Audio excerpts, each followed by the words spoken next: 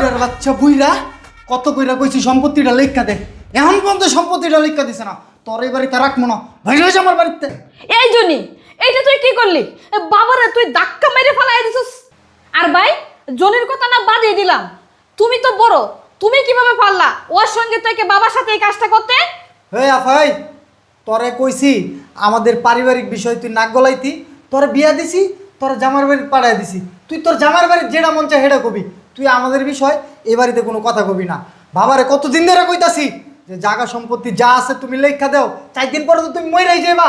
তা না, আমার নামে জায়গা সম্পত্তি লেখা দিব না।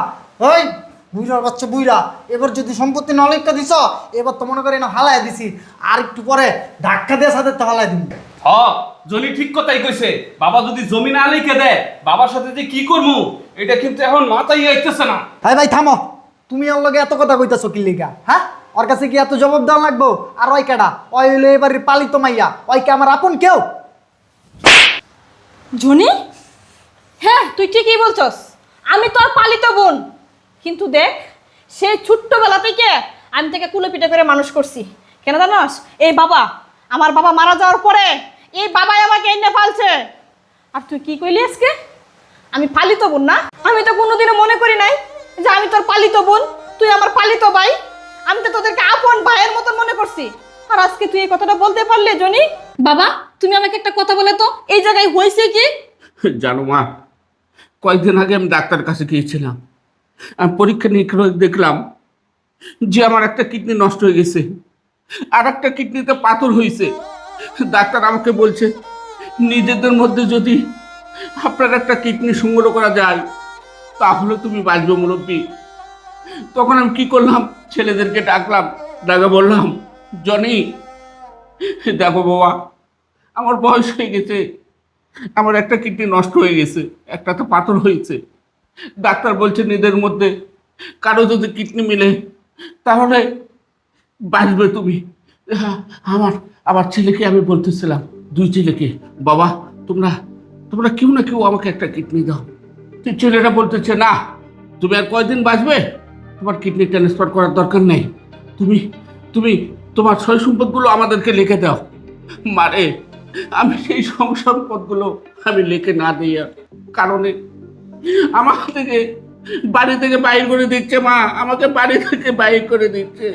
ভাই, বাবা এসব কি বলতেছে?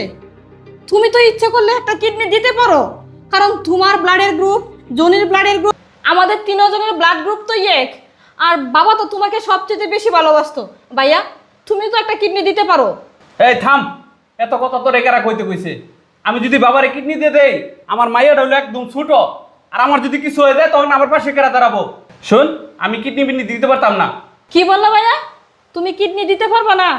আচ্ছা জনি, তুই তো সবার ছোট, আর বাবা তোকে সবচেয়ে বেশি ভালোবাসতো। তোর ব্লাড গ্রুপের সাথে তো বাবার গ্রুপে মিল আছে, তাহলে তুই দিয়ে দি কিডনিটা। হেই কি কইলি তুই? তোরা না একবার কইছি তুই আমাদের ফ্যামিলির বিষয়ে কোনো কথা বলবি না, এখন বলতেছস জনি একটা কিডনি দে। হেই, কিডনি কি বাজারের পণ্য যে বাবারে আজকে একটা কিডনি দিয়া লাইলাম, 2 দিন পরে বাজার থেকে কিনে না একটা লাগাই লাইলাম? তোর তো বুঝার দরকার ছিল, আমি মাত্র ইন্টারের পরীক্ষা দিছি, এখনো বিয়া শাদী করি নাই, আমার সামনে পুরো লাইফটা পড়ে আছে, আর তুই আমার কইতেছস একটা কিডনি দেলা?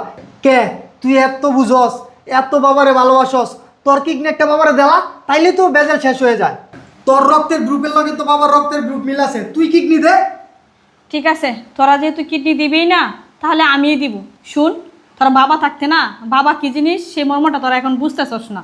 যেদিন বাবা না থাকবো সেদিন বুঝবি বাবা না থাকার কতটুক যন্ত্রণা। বাবা হলো একটা বট গাছ।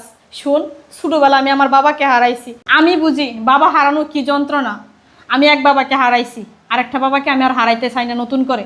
বাবা তোমার কিডনি আমি দিব, আর তোমার চিকিৎসাও আমি করব। চলো আমার সঙ্গে। দাঁড়াও মা, আমার কিছু কথা আছে। আমার কোনো কিডনি নষ্ট হয়নি। কি বলছো বাবা? আমার কোনো অসুখও হয়নি। আমি শুধু আমার ছেলেদেরকে কেট কতটুকু আমাকে ভালোবাসে সেটা পরীক্ষা করার জন্য আমি আজকে নাটকটা করছি। মা, আমার এই সয় সম্পদ বাড়ি ঘরের আর কিস্তির প্রয়োজন নাই। আমি দেখলাম ছেলেটা যাদের যা স্বার্থ নিয়ে তারা খালি পড়ে আছে। মা, জনে কিছুক্ষণ আগে বললো না যে তুই আমার পালিত মেয়ে, যে কথাটা বলছে এটা জনি ভুল বলছে। জানিস মা, তুই আমার আসল মেয়ে, এরা আমার কোনো সন্তান নয়, এরা আমার কোনো সন্তান নয়। বাবা একটা বট গাছের মতো, যে নিজে রোদ উপরে অন্যকে ছায়া দান করে। বুঝবি জনি, এখন বুঝবে না, যখন বাবা থাকবে না তখন বুঝবি। বাবা, ওরা ভুল করছে, ওদেরকে মাফ করে দাও। না মা, এদের তো সন্তানকে যদি ক্ষমা করে দেওয়া হয়, তাহলে পৃথিবীর সব সন্তানেরা বাবার সঙ্গে এরকম করবে।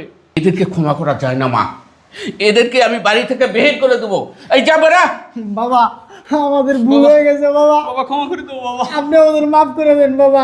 আপনি না, ছাড়া না, না। আমাদের কে মাফ করবে বাবা? তোদেরকে কোনো ক্ষমা করা যায় না। তোরা সন্তান নামে কলঙ্ক। যা, আমার বাসা থেকে তোরা বের হয়ে যা। সন্তান কাকে বলে? এই যে আমার পাশে দাঁড়ায় আছে, যা এখান থেকে যা। চলো মা, চলো।